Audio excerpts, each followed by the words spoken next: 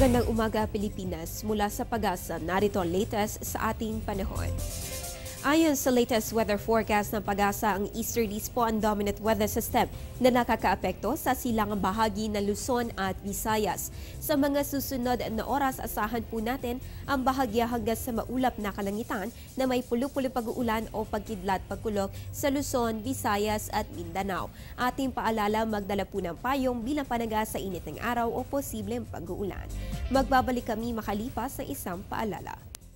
Tatanungin ko ang lahat ng nararapat itanong. Tatanungin ko sina Manong at Manang, mga kaibigan at katrabaho, Si Obama at ang barangay tanod.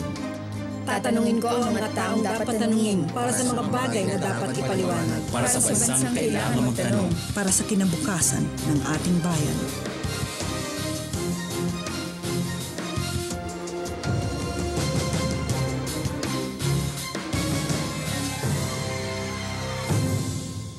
Lagay ng panahon sa mga susunod na araw, alamin mula sa 3-day weather forecast ng Pag-asa. Simulan natin sa Baguio City. Makakaranas tayo dyan ng bahagya hanggang sa maulap na kalangitan o good weather condition bukas hanggang sa Biyernes. Dito naman sa Metro Manila, asahan po natin ang fair weather condition maliban lamang sa localized thunderstorms sa susunod na 2 araw. Asahan naman po ang partly cloudy skies sa darating na Biyernes. Dito sa Metro Cebu, magiging mainit sa umaga at tanghali. Ngunit posible po ang thunderstorms pagsapit ng hapon o gabi sa susunod na 3 araw. Dito naman sa Metro Davao, asahan po natin ang fair weather condition, maging handa lamang sa possible thunderstorms pagsapit ng hapon o gabi bukas hanggang sa Biyernes. At finally, sa may Zamboanga City, asahan po natin ang partly cloudy to cloudy skies with isolated rain showers or thunderstorms sa susunod na 3 araw.